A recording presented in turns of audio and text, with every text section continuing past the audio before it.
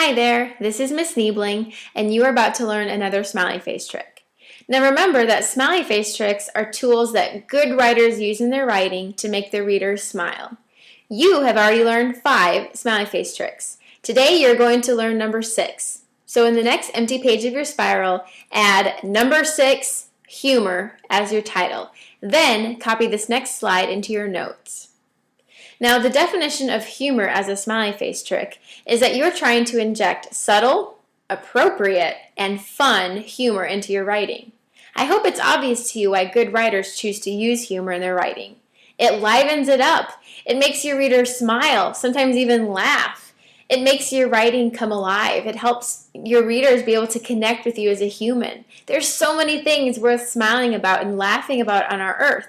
And when you put some of that into your writing, it connects us all together.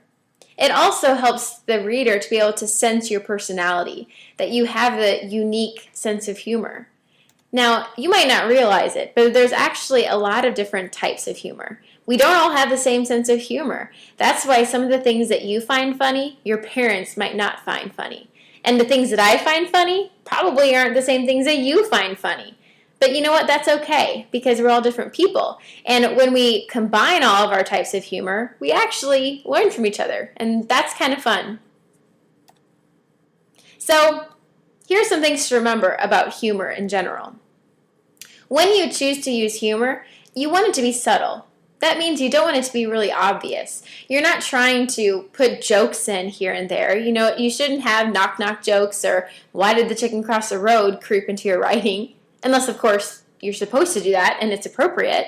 No, you don't have to be so obvious about it. Just use something simple that will make your reader kind of chuckle a little bit.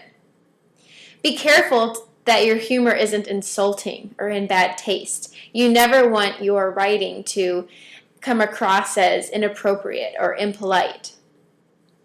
You need to keep your audience in mind at all times and make sure that whatever you choose to add for humor, that it's going to be appropriate for your audience. Also, humor isn't always appropriate in all different kinds of writing. Humor is great for creative writing, but if you're writing a nonfiction informational text, or if you are writing a report in your science class, it might not be the time or the place to use humor, so keep that in mind.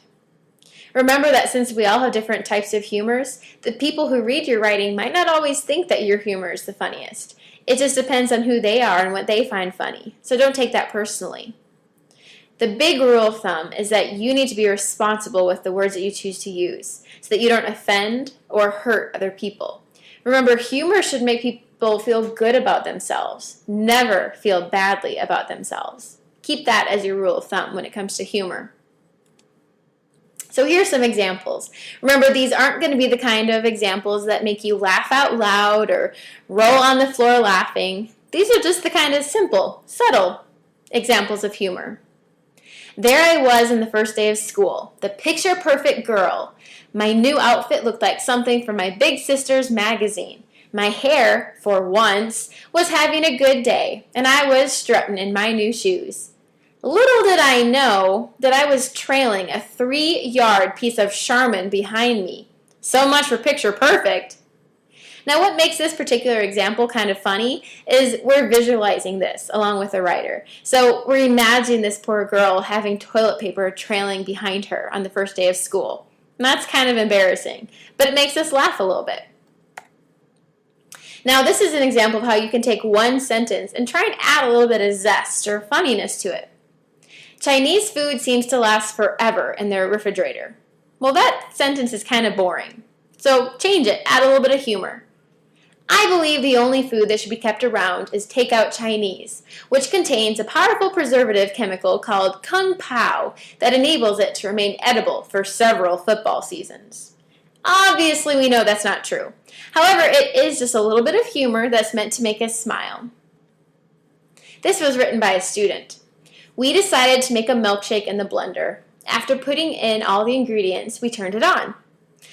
Let's just say I got the first taste of the milkshake. So clearly, when they turned on the blender, they forgot to put the lid on. And when you visualize that, you kind of smirk a little bit.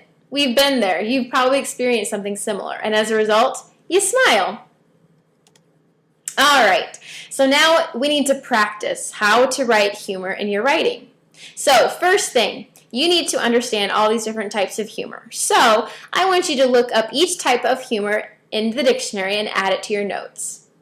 Once you've written the definition of each type of humor, I want you to write an example of that kind of humor. Use it in real life. Never mind. I'm just teasing you. You can't practice humor. Humor is a smiley face trick that you just have to be able to try when you're writing. You've got to find something that fits into what you're writing about. I can't really teach you how to be humorous. You either have it or you don't. So, your job is to just go out and be you.